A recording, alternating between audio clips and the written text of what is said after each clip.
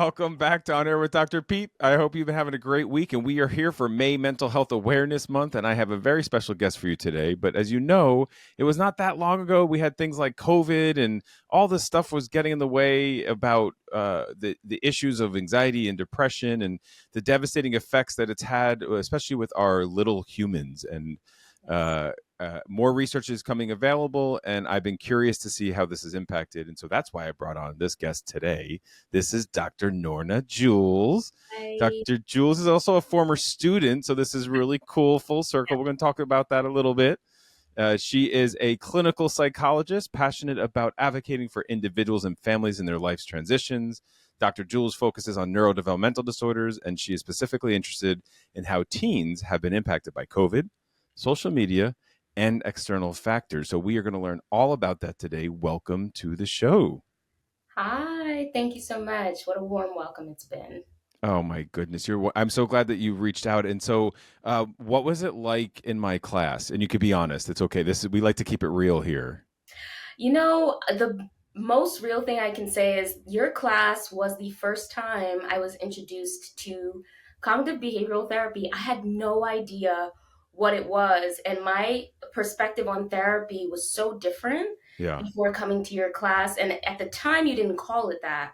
But what I felt your style was more assimilative. So that integrative CBT, who's the person in addition to the cognition, behaviors, thoughts.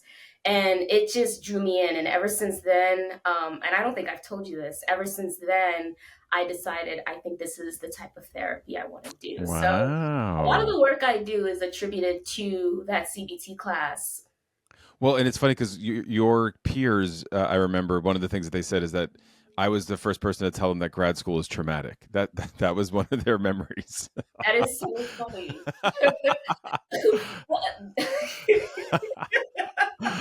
Yeah, yeah. Uh-huh. I don't remember that, but I'm sure maybe, I don't know. I forget who it was, but I remember that group because I think was that right before COVID. Was that like 2017? No, 18 or 19? Wait, when was that? 19, 18?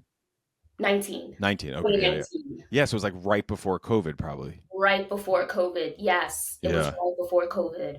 yeah. So give people a background as to like what you were doing as you got there. Like, who is Dr. Norna Jules? Dr. Norna Jules, yeah. I am the youngest of 10. And so I think that informs a lot of Wow. my therapeutic style. You give a new Um, name to the baby. I give a what? You give new name to the baby of the family.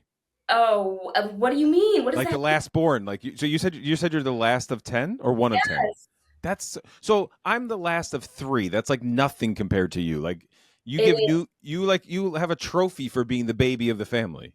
Oh, yes, setting a whole new standard. Absolutely. But it's interesting because that had shifted a lot Mm. because I'm the first doctor of my family. And so Yes. there's almost like a paradigm shift, Yeah. but when it's Thanksgiving and Christmas, I am the baby. So that will always be the case. But as far as it always informing my therapeutic style, Yeah. just from a young age, I had to learn how to advocate for myself, sharing the bathroom, right? Getting the hand-me-downs. I don't want to wear this. Yeah. But it really translated to friendships and Mm. professional relationships. And of course, I'm sure, as you know, my education as well. So when it comes to therapy, I see it as an opportunity not only to work with the person's intra Mhm. psyche, but Mhm. to also help them advocate Yes.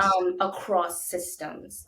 And that's a big part of the work that I do. And parents say it all the time when Mhm. they work with me in my private practice, also in the hospital, public sector, is I feel like I know more about who I am Yeah. as a person in the world, not just in the inside, Oh, because I of the love work that we that. put together. I love And so that. when you think about Dr. Norna Jules, I hope you think psychologist, but also advocate Yeah. and just someone who is very passionate about, I guess, helping people see that advocate within themselves.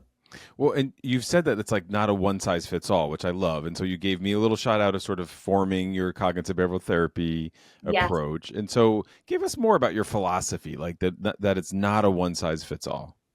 It's not. And so, just like I had said in the beginning, the CBT is, for the most part, structured and concretized for the sake of uh, not facility, but to facilitate treatment, Yeah. to get to the core symptoms Yeah. that are across um, experiences. So Right. when we think about depression, anxiety, trauma, what are things that we see across people's diagnosed with this thing? Yeah. But as we know, there's a lot that informs how people symptoms manifest. Yes. And that is what's individualized. So once we get a hold of those symptoms, what is coming up from their past, what is Mm-hmm. coming up from their childhood, Mm-hmm. that is going to get in the way of maintenance, and Yes. that is going to impact preventative measures. So that is a big part of the not one size fits all, especially when it comes to children. Yeah. Because when we work with adults, there's a lot in the past that we have to sift through, but when we're working with children, Right. adolescents, and adults, we're in it. So Yeah. there's a lot of the family dynamics that's still in development, and Yeah. the interpersonal dynamics that's still in development. Yeah. And I say you cannot work with children and expect a one size fit all. It's just impossible. Ever. And so more importantly than ever, so you also specialize in neurodevelopmental, which, some listeners may not understand. So Yes. neurodevelopmental is lots of different diagnoses that are biologically based. And today, most recently, with some of the socio-political challenges, there's a lot of discussion around the high rates of autism just in the last 24 hours. So hopefully we can air this soon so this stays relevant, but my sense is it won't change that much. But Yes, hopefully. hopefully. But like, what are your views of these findings, in terms of like understanding how much work you've done around neurodevelopmental disorders, specifically autism? Yes. So, how much time do we have? Um, I'm going to start with the fact that the prevalence rate is a little misleading, Yes. in that with the most of the prevalence rates that we refer to are done through the ADDM, Mm-hmm. which is the monitoring network that tracks the diagnostic rates and prevalence of autism Okay. within specific states in the country. Okay. So it's not across every state. And of course, there's research across the spectrum of psychology and Mm-hmm. medical research and such that might look at other states, but the most referred to one is the ADDM stats. Okay. I actually had a didactic with the researcher who runs the ADDM stats while I was a fellow in a neurodevelopmental fellowship. Wow. And he did explain the methods by which they collect the data and how they all communicate across states and how Mm-hmm. they determine what states are involved and what states aren't. And consistently, California and New Jersey, as we know, are head to head when it comes to the diagnostic numbers. Always. Yeah. And what a lot of people don't know is that those rates are actually looking at 4-year-olds, 8-year-olds, and just in 2018, 16-year-olds. Okay. So when we think about the diagnostic rate increasing of autism Yeah. in the country, people usually think across the country, like Right. every state, and they usually include adults, Mm, which is a lot less monitored and a yes. lot less reliable when we come to the statistics. So when we see that increase in prevalence, Yeah. it's usually talking about children. Well, that's why we need people like you out here educating, because these rates and these numbers are scary without that context. Yes. So, what about the misdiagnosis of autism and ADHD? What would you have? What are your thoughts on that? Well, my thoughts are that there's a lot of intersection between Okay. ADHD and autism. Yeah. And when we think about misdiagnosis, it's usually because of gender. Girls more likely getting a diagnosis of ADHD first, because of some of the symptoms that are easier to catch. And I'm doing bunny ears. When we think about some of the intersection between autism and ADHD, Yeah. and it's also because of intellectual disability. And I won't get too deep into that, but Okay. a lot of the times, if somebody is used to seeing autism a certain way, they might not diagnose it unless there is some clear impairment Mm-hmm. in cognitive functioning, which, as we know, and as the research is Right. increasing, that is not necessary for an autism diagnosis. So I think with the ADHD and autism misdiagnosis, a lot of it comes down to gender, Yeah. cognitive functioning, and of course, as we are increasing our knowledge and what ADHD looks like and what ASD looks like, we're finding that it's just kind of one Yeah. lump, but Mm. it's hard to kind of parse apart. To tease But it I out. don't want to Yeah. say that the labels don't have meaning because Right. they do. But depending on the context, some Yeah. people might not know how to differentiate between the two. So Well, I love learning from you. I mean, this is because that was actually really interesting for me to hear because the ADHD always think about boys because boys are always like overdiagnosed, but to hear that girls are misdiagnosed because of the autism presentation, that is really, really curious to me. So that was a thank you. sure, yeah. A lot of that just comes with the idea of what do these things look like? Yeah. And it always comes down to how they manifest. And so, as we are seeing more girls get diagnosed with autism in later stages, we're Hmm. starting to understand oh, what we used to attribute to inattention, for example, Hmm. might be more consistent with a social communication deficit or difference. Yes. And so, as definitions change, I think we'll see some of the diagnostic rates change. I love that, and I love that you also said that because I mean I teach a lot about that. Like it's not the category or lumping people into a category.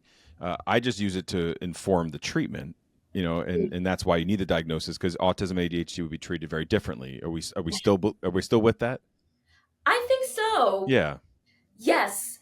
And at the same time, it depends on what the person is coming in to treatment for, which comes back to the original comment of it's not one size fit all. So, like you said, Exactly. we're not treating a diagnosis per se, but we're treating what that person is coming in for. So if somebody with ADHD is like, I really need to understand why I can't interact with people or my partner Right. or whatever the way I'd like to, maybe we would take more of an interpersonal social communication stance, even if they Yes. don't have that ASD label. Yeah, because there's all the social stigma around certain diagnoses, and so I love that you have to kind of work with what they come with.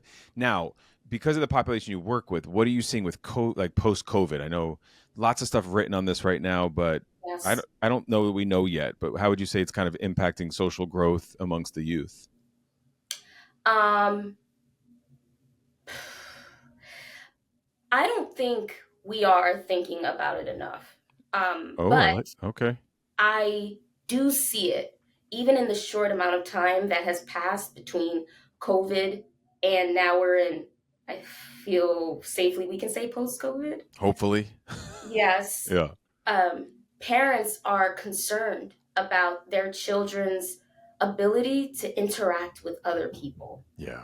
And some of the main things that we see in neurodevelopmental differences is that impact on social communication. Yeah. And so when we think about social communication, succinctly, nonverbal and verbal means of communicating and Hmm. how that impacts the way you interact with other people. So Hmm. it's not just eye contact and it's not just verbal language, but it's also body movements. It's Yes. also euphemisms and idioms and sarcasm. So there's a lot that goes into interacting in person Hmm. that children learn.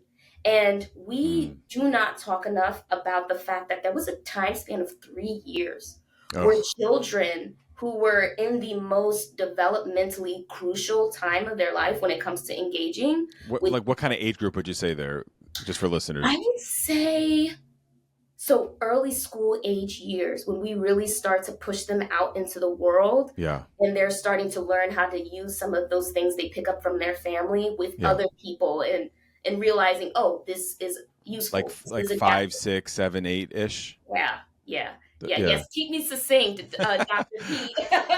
Well, because Yeah, like that 5 to 8 year range. no, Yeah, that was more for me because I'm terrible with ages. I'm yes. like, I think it's what? Oh, the white beard. That's yeah, once you get the it's white beard, you're not concerned about other people thinking. that's exactly right. But my nieces were that age during that time, so I was always mindful of that for my brother. of like how hard it was for them and just observing that. So, you really build resilience. And I know you talk a lot about strengths and resilience with your clients. So how do you kind of foster that in the clients that you work with, trying to identify their strengths and then build resilience? I start with the family. And Oh, that's where we have to start when yes. we're thinking about that age range where the impact on their social communication Hmm. has leaked into all other systems in their lives. I start with the most accessible system that is the most forgiving, hopefully. I was And going to say, that yeah, hopefully. is, and that is the family. Yeah. And so with this age range, so now the 5 to 8s would be somewhere between what, Yeah. 13 Right. to 16ish. Yeah. We're working with the family, finding out what is going on in the home when it comes to some of those Hmm. interpersonal challenges that they're experiencing, what they're seeing at home, before we even talk about what's happening at school or in the teams or in the social clubs, Right. because that's where we can intervene first. And if I'm working with the child individually or the adolescent individually, then it's mostly about building, like you said, that resilience Yeah. and increasing their exposure to, in a forgiving way, um, common themes that a lot of these children didn't have this access to in gentle ways like they usually do when they're introduced into grade school. Hmm. And then they get into middle school where things get really intense. A lot of them were just thrown into middle school. Yeah. And so rejection from peers is something that they weren't gradually introduced to. Kids So are terrible. awful. But I love them. But at the same time, we all went through middle Yeah, we school. did. Yeah, that's such a tough time. I was walking out of the grocery store yesterday, and my family was there was a bunch of adolescents around, and as we after we got past them, my family was like, "Oh, your favorite group of kids." Like that age group is just so uncomfortable, and it like they're just it's such a hard time.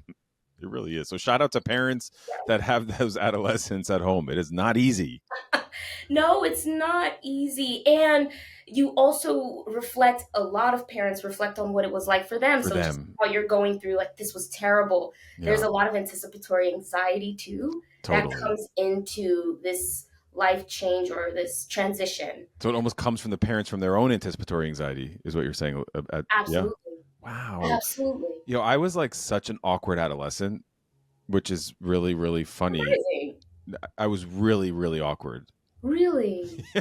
I don't see How was that. your adolescence? Wait. Oh no, that just I'm mind blown right now, actually. Oh, glasses, like weird, like clothing, totally uncomfortable. Oh, really? Oh yeah, No. like bullied, but like sort of the cool group. Like was like in and out. Oh, you were the one that they secretly talked about when you were Yeah, totally. that. Yeah, yeah. You do. Get out. And look at us. Yeah. Us. If you're watching on YouTube, you would have just seen the sparkle out of Dr. Norna's eye. I love that that was good. So you also I know your school. Who you have a real family and a systems approach. Was there someone that really influenced that in you in your training, either during school or after? um, I think it mostly was just my upbringing. Okay, you can I, say I no. I just yeah. Yeah, yeah.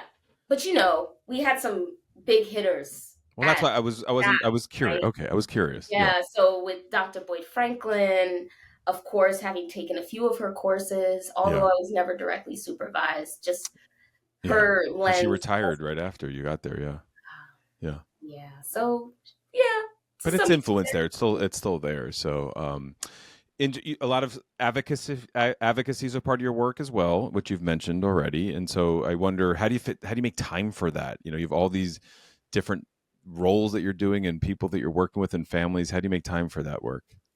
I had more time in grad school, but Hmm. wherever I can in my professional life, I'll do it just one by one, individual, Yeah, each family. That's how I get it out. So, yeah, and like Dr. Boyd Franklin used to say, brick by brick, right? That's how yes, houses are built. So, yes, a lot of my satisfaction and advocacy comes through just seeing a family get an IEP put in place, or yeah, seeing a child's scores on the Beck's youth below Yeah. clinical levels. That is where a lot of my desires and are satisfied. Yeah, it's a lot of work with these dealing with the school districts and the IEPs and Yes. why has everything got to be so difficult? Well, this based on how things are going, we don't know if it's going to get much easier. So Yeah. I'm telling a lot of my families, hold fast, especially Yeah. if you need those things in place. Buckle Mm, up. Buckle Buckle up. up, but we got people like Dr. Jules there for you, and so this is a great next question, actually. So, how do you encourage engagement with social connection and communication? For families or teens or adolescents that you're working with. How do I encourage? Well, I encourage by highlighting strengths. That is the best place Yes. to encourage kids to see you actually have a lot of great things about you. Even if the social communication isn't perfect, let's Hmm. think about those places where you can engage openly and freely. Maybe it's dance, maybe it's music, maybe Yeah. it's art, maybe it's basketball, whatever, and see those strengths. And Hmm. then once we get to those places where we need to start changing things up, let's think about how to transpose those strengths. So strength-based perspectives, and also with parents, Yeah. giving them a break and letting them know that there's a lot of environmental things that play a role Yeah. in why we are where we are, and so normalizing a lot of those challenges and referring to the fact that everyone is having their own version of what it is you're experiencing right now.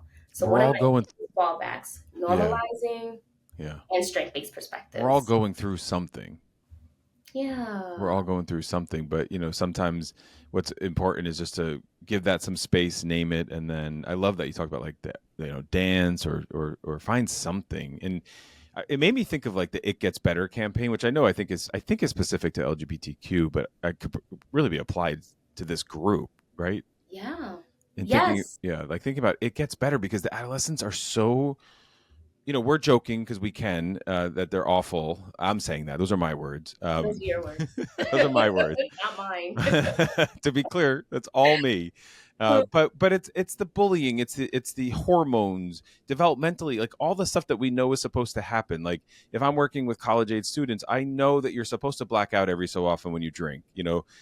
I don't want you to, and nor do your parents. And developmentally, these types of things will happen. Yes. You They know, will.